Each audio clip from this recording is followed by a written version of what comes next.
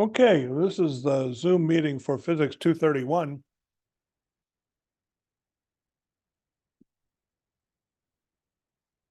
And this week we're studying chapter 9 on gravitation.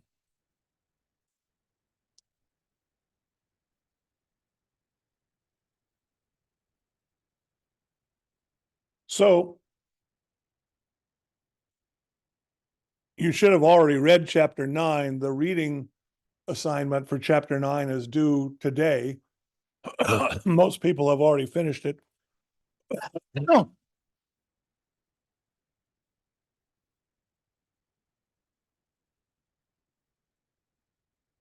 The main equation from this chapter is the equation for Newton's theory of gravity. If there are two masses anywhere in the universe, they feel force of attraction towards the other mass. And the force is given by a universal constant g times the product of the two masses in the numerator and divided by the distance between the two masses squared in the denominator. So that's Newton's law of universal gravitation.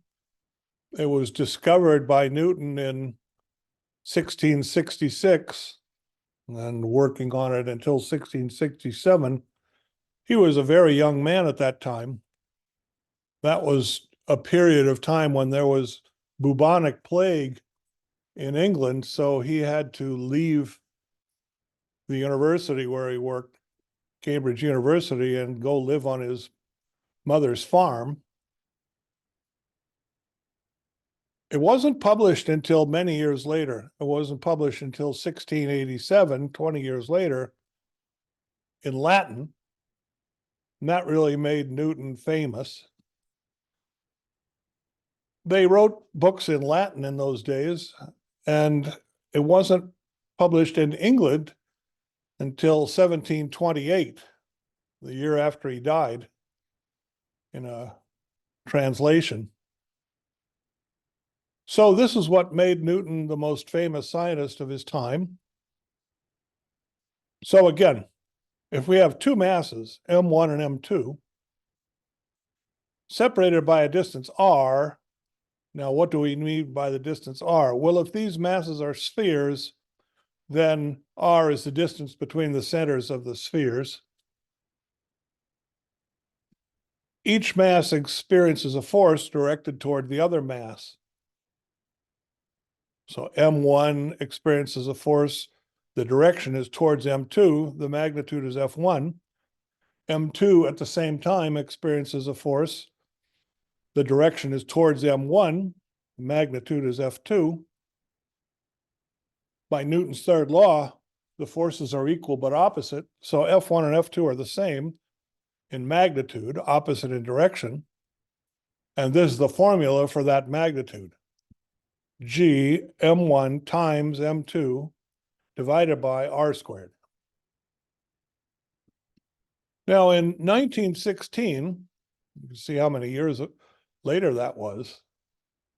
It was 200 years later.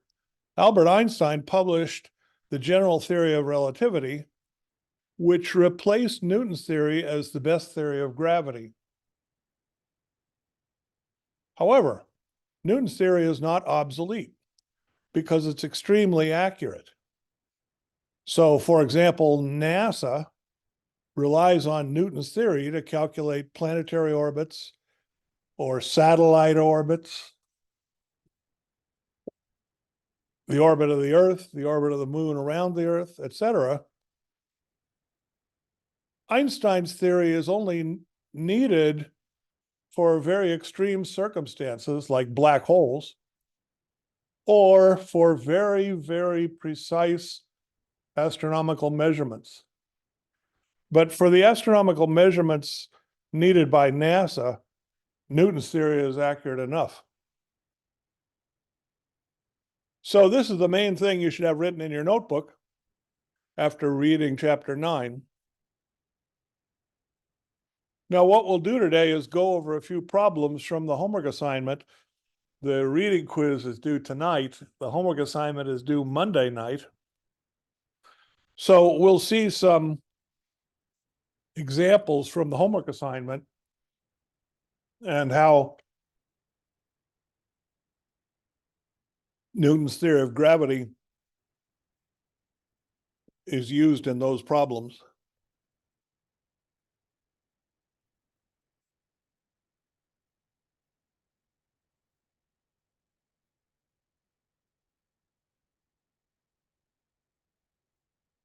So here's problem 39, chapter 9, problem 39, which describes the Cavendish experiment.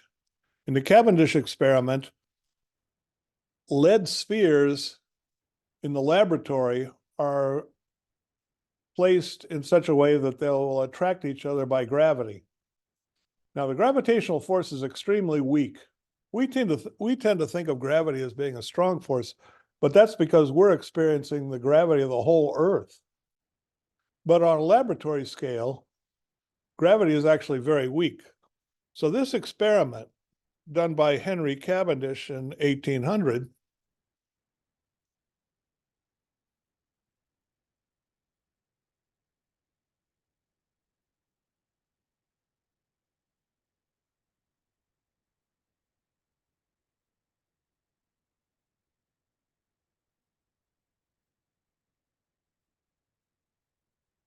was a very difficult experiment. It wasn't done until 1800. Remember, Newton died in 1727, so sort of 70 years earlier.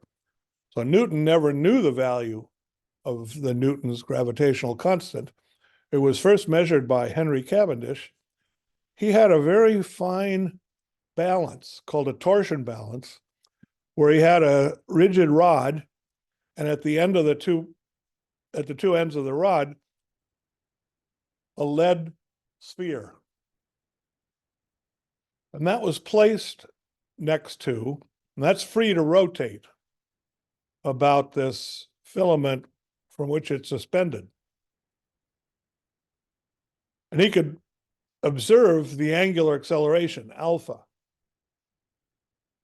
Now that was placed next to two larger lead spheres, which were not going to move. They were placed in the laboratory to attract the spheres at the end of the torsion balance. So, as in all problems, you start by drawing a picture. So here's a picture of the Cavendish experiment. And you label various parts of the picture. So the small spheres will have the mass little m. The large spheres will have the mass capital M. Here's kind of a top view where this little X represents the filament that's suspending the torsion balance. These two masses will both be attracted towards the other masses, most importantly, towards the nearest mass. So there'll be a force directed towards the other mass. And since that occurs at both ends of the rod, that creates a torque. And the torque produces acceleration, angular acceleration, if you remember from the previous chapter. So here's the problem. Two small lead balls are attracted to two large lead balls. Find the attractive force between a small ball and the nearer large ball, and find the torque on the rod. And certain quantities are given in the problem. The radii of the two spheres, the smaller sphere has a radius, let's call that R1. The larger sphere has a radius, let's call that R2. Those values are given. The length of the rod, let's call that 2R is the length of the rod. So R is 9 centimeters. The length of the rod is 18 centimeters. I've run off the end here, but there's another distance, which is 0.5 centimeters, which is, I think, the distance between the surface of R1 and the surface of R2. Question A is, what's the force? Well, it's a gravitational force. So using Newton's law of gravitation, it's G m1, m2 over the distance between the centers squared. M1 is the mass of the larger sphere, capital M. M2 is the mass of the smaller sphere, that's little m. And the distance is d squared. And d is the distance from the small sphere to the nearest large sphere. So if I look at this, the distance between the small sphere and the nearest large sphere, that'll be the radius R1 plus the distance R delta between the surfaces plus the radius R2. So R1, delta, and R2 are given. So D is known. The masses are known. And so you can immediately calculate the force. G m m over D squared.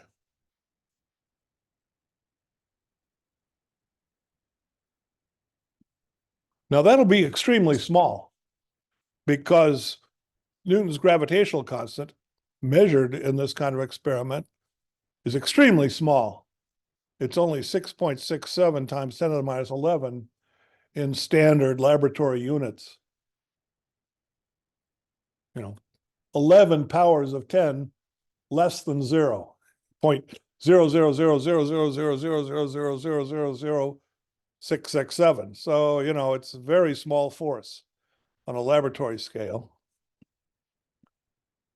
So that's part A. On part B is what's the torque on the rod? Well, you see that, think back to chapter 8, torque is distance times force, but we have a distance times force at both ends, and they both contribute to a rotation in the same direction. So the torque will be 2 times the distance. Now that's the distance R. That's not one of these distances. That's the length of the rod divided by 2 times the force from part A, then multiply by 2 to get the total torque.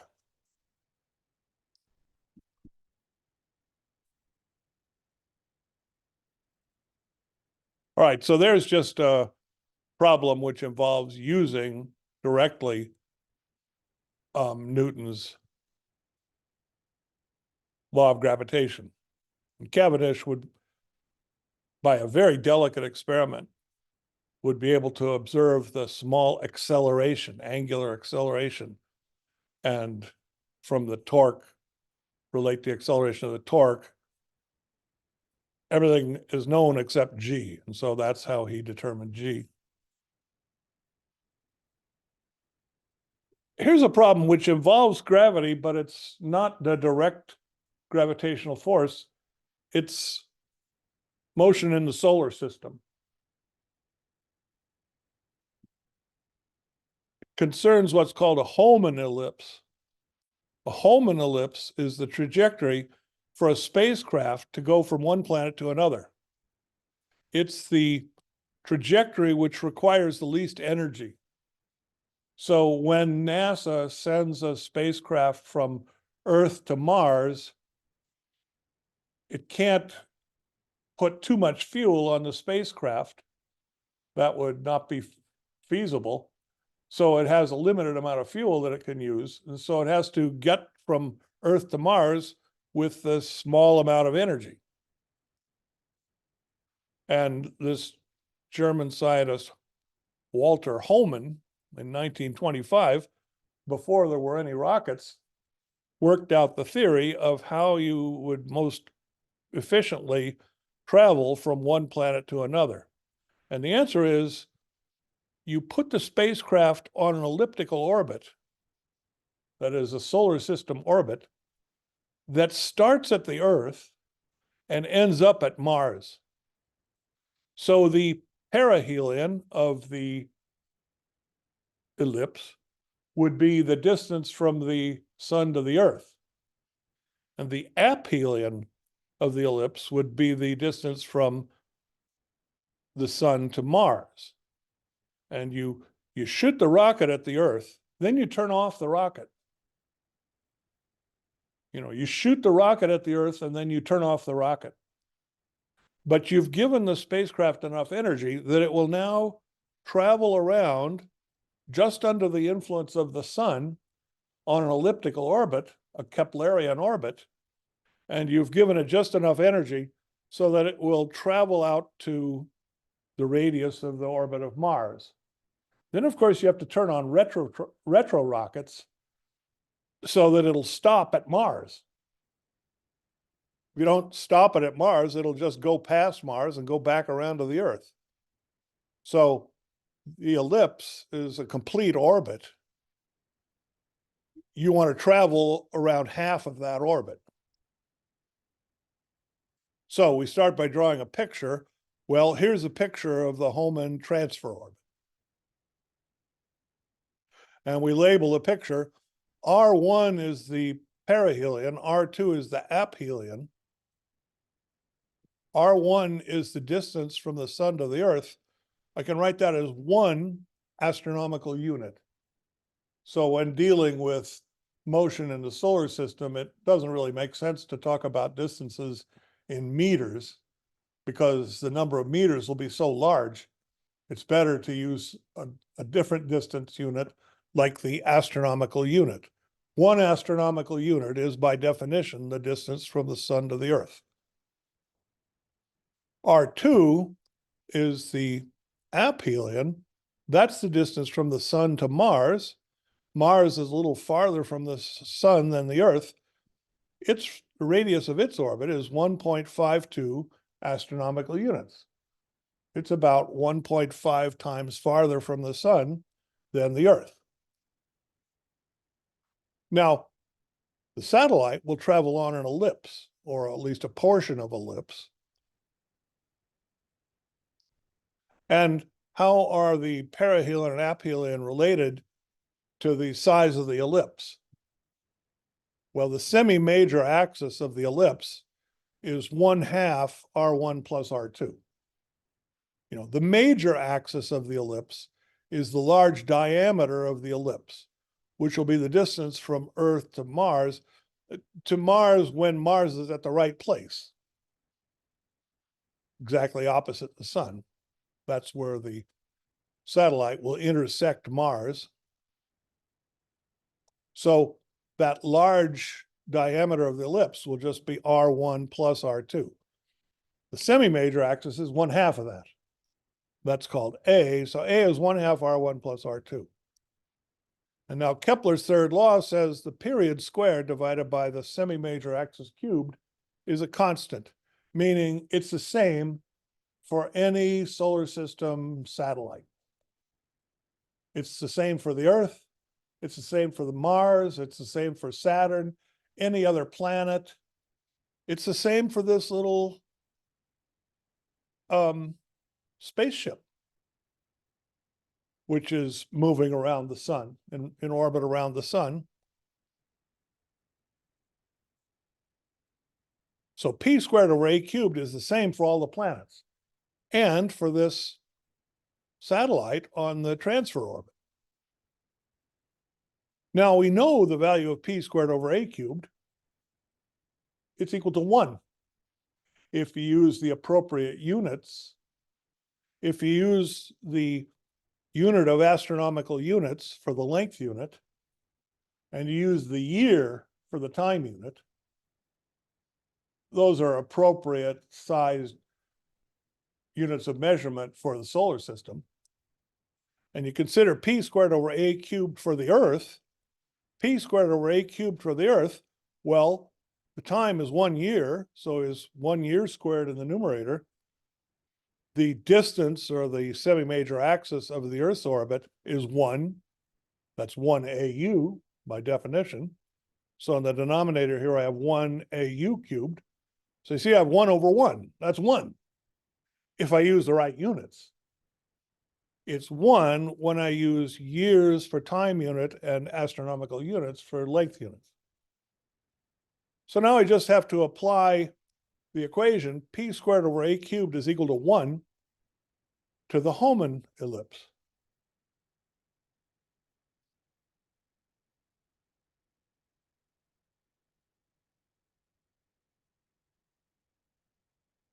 So the period of the Hohmann ellipse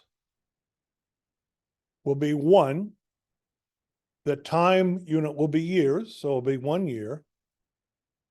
And then the period goes like the size of the orbit to the 3/2 power. The size of the orbit for the Hohmann ellipse is 1.26. That's A. The size of the orbit for the Earth is 1. That's astronomical units. So here's the period measured in years. Now, to send the satellite to Mars, we only want half of a period. We only want to go halfway around the ellipse. So the travel time will be 1/2 that period. And that'll give you the period in years. And now you want to give the result in days, so you have to multiply by 365.25 days in a year.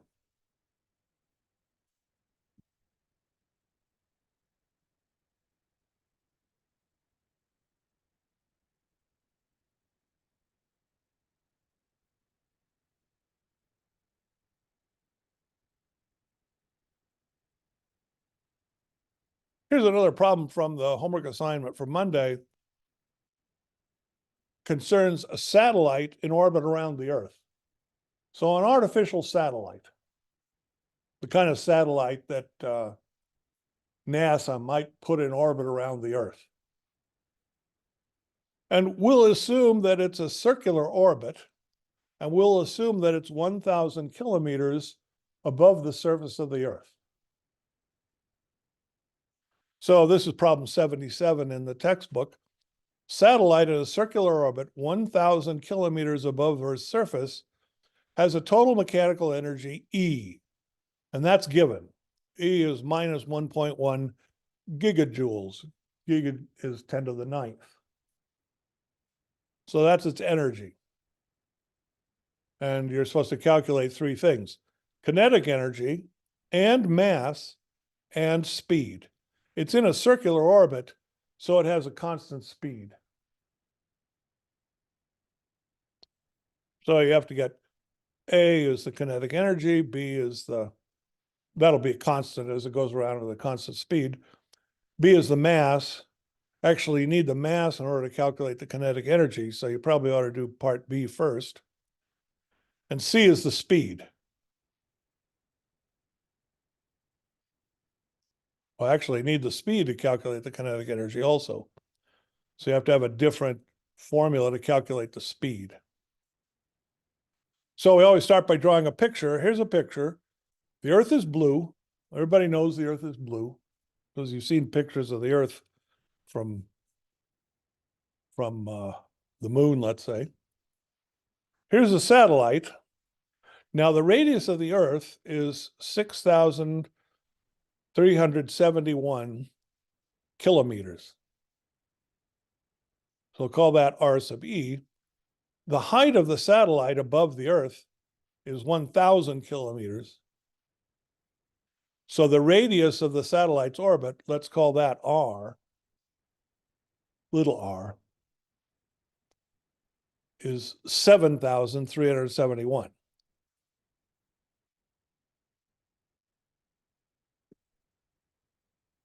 Kilometers.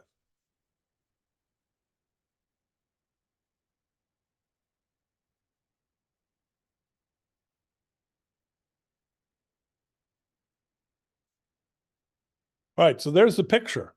Now we have to write down the relevant equations.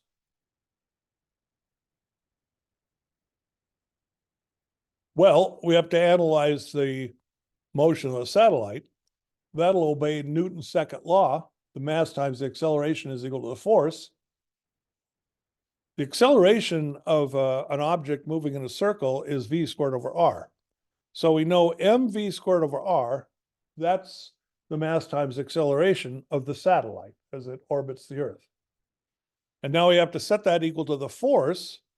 The satellite is pulled down towards the center of the Earth by gravity. That's Newton's law of universal gravitation. And the force is gmm over r squared, where capital M is the large mass of the Earth, little m is the small mass of the satellite. Now, in this equation, small m, the mass of the satellite, cancels out. So we just have, we can cancel 1 power of r. So if v squared is gm over r.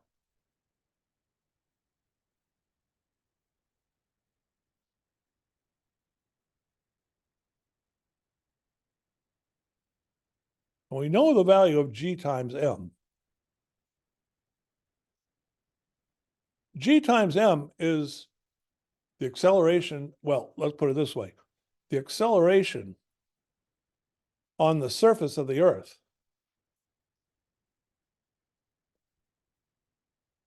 is equal to the force divided by mass on the surface of the Earth. Remember, force is just a weight. The gravitational force is just a weight. So the weight divided by the mass is the acceleration due to gravity. That's g. So g is the force divided by the mass. And the force is g m. M, the mass of the object you're considering, but that'll cancel the m in the denominator, divided by r squared. Now, r here is the distance to the center of the Earth. Well, that's the radius of the Earth squared.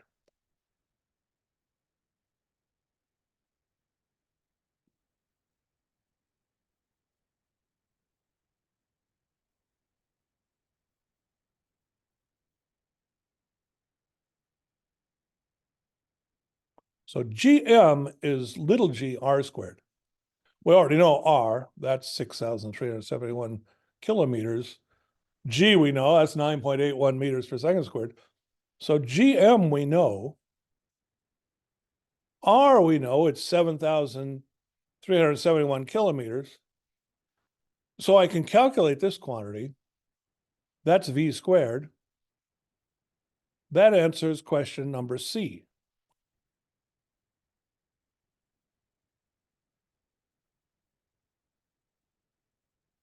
So there's the answer to question C. It's the square root of gm over r.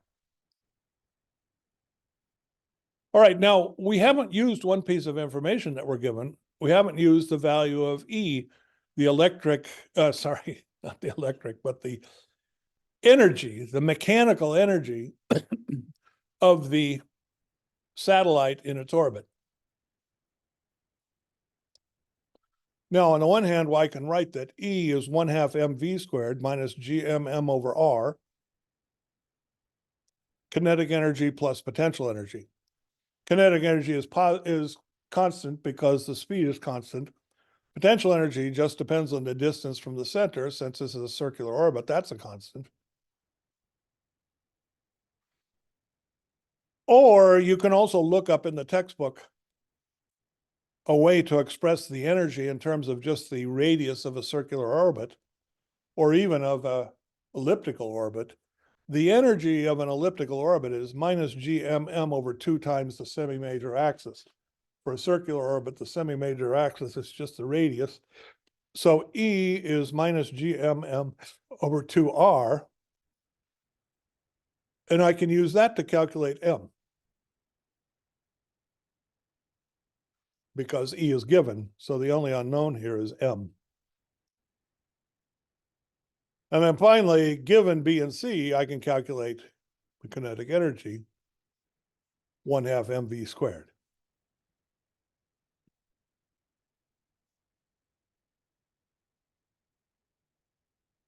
Okay, are there any questions? Let's see if there are any questions on the chat board. I don't see any questions on the chat board. Anybody want to ask a question? You can either type it into the chat or you can just unmute your microphone and speak up.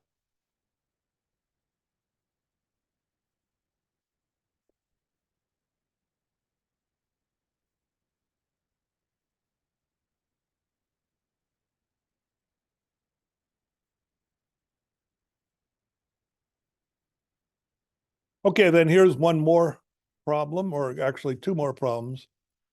Let's see what I got here.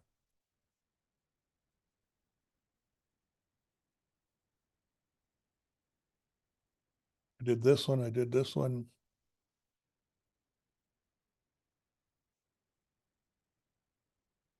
Um,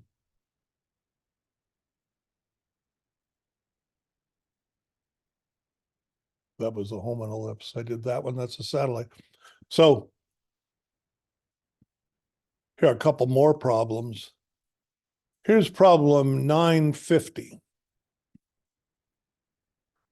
What's the Earth speed from perihelion to aphelion? Perihelion is the closest to the sun. That's where the speed will be the largest, the fastest. Aphelion is where it's most distant from the sun. That's where the speed will be the smallest, the slowest. So we want to know what's the speed of perihelion. That'll call V1. What's the speed at aphelion? That'll call V2. Now here is, we always draw a picture. Well, here's a picture of the part of the solar system we're interested in. There's the sun. There's the Earth traveling around the sun. Now, the Earth is on a nearly circular orbit, but more precisely, it's an elliptical orbit, Keplerian orbit.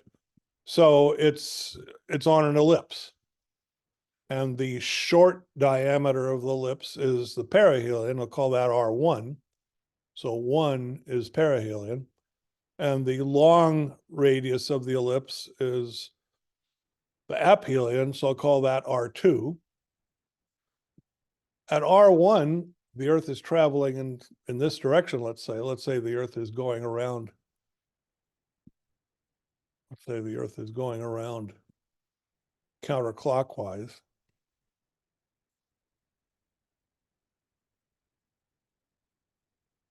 So at perihelion, it's traveling this way. At aphelion, it's traveling this way. And that's what I'm trying to calculate, V1 and V2. Now, you have to know something. Well, you have to know various things, but in particular, you have to know the size of the orbit. So you have to look up R1. You have to look up R2.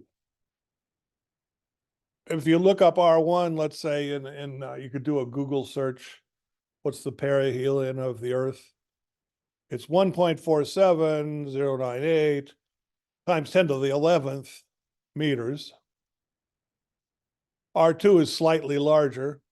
It's 1.52098 times 10 to the 11th meters.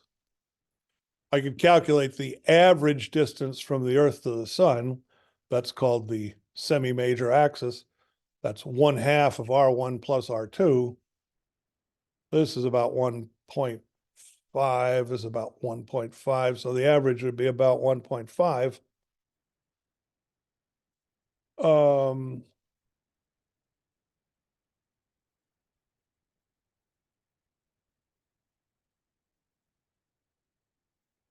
Let's see, I've written down here that the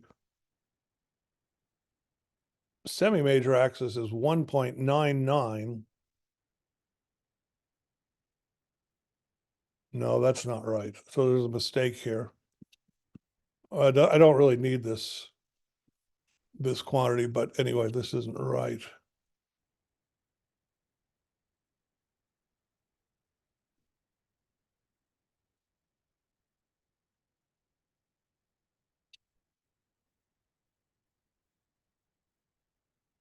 That's not right.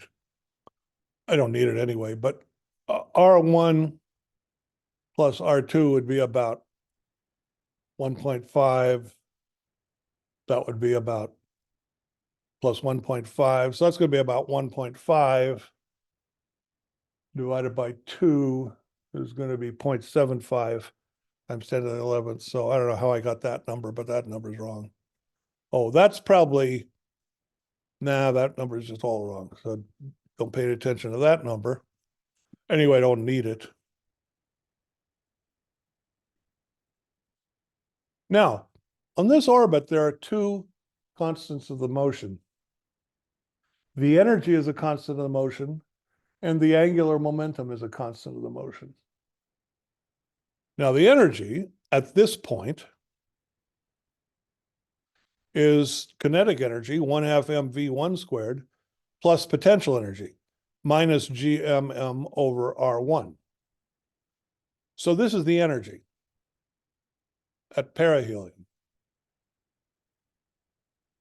Now, over here at aphelion, the energy is kinetic energy 1/2 mv2 squared, minus gmm over r2.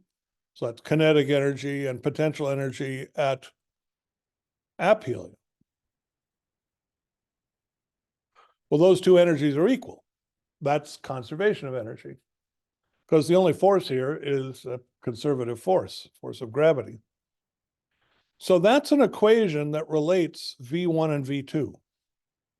I'm trying to calculate V1 and V2. Well, I have two unknowns, so I better have two equations. One of the equations is conservation of energy. Now here the m cancels out. The little m's irrelevant. That's the mass of the Earth. But that cancels out. The capital M is the mass of the sun, and that you'll have to look up. So there's another quantity to look up here, namely M. But again, that's easy. You can find it in the textbook, or you can just do a Google search, mass of the sun. All right, so that's one equation. Now I need another equation. Well, angular momentum is also conserved because there's no torque acting on the Earth. The force on the Earth is directed towards the sun. So if I consider the revolution around the sun, it's a central force. The force is in the direction towards the sun, towards the axle. So the torque is zero. So that means angular momentum is conserved. Now, angular momentum is mass times distance times velocity, or think of angular momentum as mass times momentum. Distance times momentum. So angular momentum is R1 mv1. Distance R1, momentum mv1. Over here, the angular momentum is R2 mv2. Well, those have to be equal because angular momentum is conserved. So the mass cancels out, and I just get R1 v1 is equal to R2 v2. So you see here I have two equations with two unknowns. The unknowns are v1 and v2, which I'm trying to calculate. So you remember from algebra how you solve simultaneous equations. You use one of the equations to get a substitution, which you can put in the other equation. So we could use this first equation to get a substitution for V2. We could put that in the second equation for V2. And then this equation would just be an equation for V1. The only unknown in this equation would then be V1. So I'd use algebra to solve for V1. And then I still have the equation for V2. V2 will just be R1 V1 over R2. So that's a bit of algebra. So, we always draw a picture, label it, write down the necessary equations, in this case, just conservation laws, and the rest is algebra. And now one more problem. This is the black hole. Actually, I guess there are two problems on the assignment about black holes. One of them is taken from the book, and then there's another problem about black holes. So you have to know how to calculate the radius of a black hole. So here's a little picture. Here's the black hole. A black hole has a certain mass and a certain radius. Light cannot escape from inside that radius. In fact, nothing can escape from inside that radius. That's why it's called black. No light comes out of this sphere of radius r. And if you had a little mass, a little particle, with a mass, any mass, it can't get out of the black hole. If it's right at the surface, then its escape velocity is equal to the speed of light.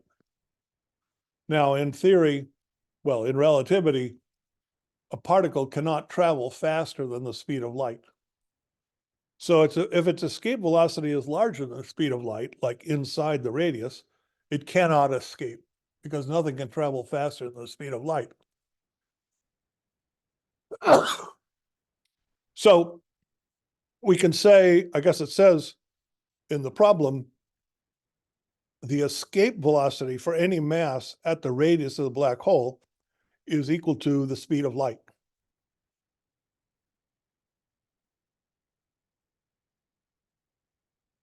How do we calculate the escape velocity? Well, we consider conservation of energy of a rocket or something traveling away from the sphere. Its energy will be conserved. You give it an escape velocity here. It'll have a huge escape velocity. Then its energy will be conserved. The energy will be 1/2 m times the escape velocity squared. That's the kinetic energy, minus gmm divided by the radius. That's the potential energy. That's its total energy. And in order to escape to infinity, the total energy would have to be 0. If the total energy is less than 0, if it's negative, it can't escape. If it's greater than 0, then it can escape, and even very far away, it'll still have a positive kinetic energy. But right at the surface of the black hole, the energy has to be 0. And the escape velocity is c, the speed of light. So you see, this is an equation for r. If I put in c, the speed of light, I can look up the speed of light on Google or in the book. The mass of the particle is irrelevant, it cancels out.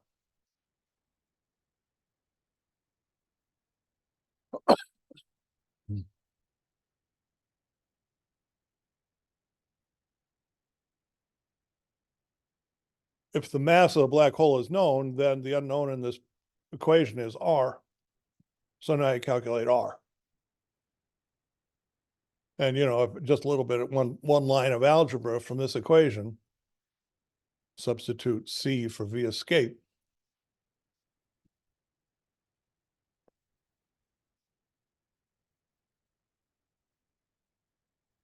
R, multiply both sides of the equation by r, multiply by 2 and divide by c squared.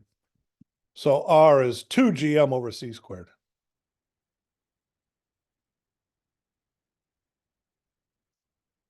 All right, so those are the problems that I prepared to talk about in the Zoom meeting. Are there any other questions?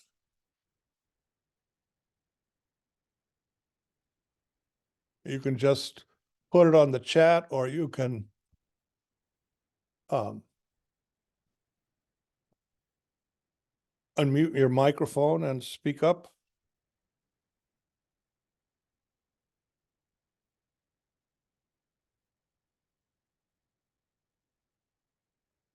Chapter 9 is fairly long. It has all to do with gravitation. So chapter 9 is pretty long. The next chapter, chapter 10, will be a little shorter. But anyway, you still have the weekend and Monday to do the problems in chapter 9 if you haven't finished that assignment yet.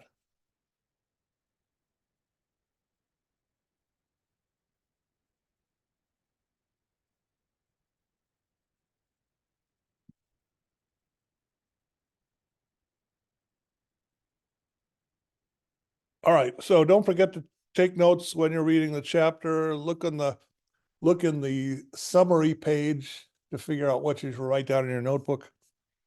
And I'll end the meeting now. So let me stop recording.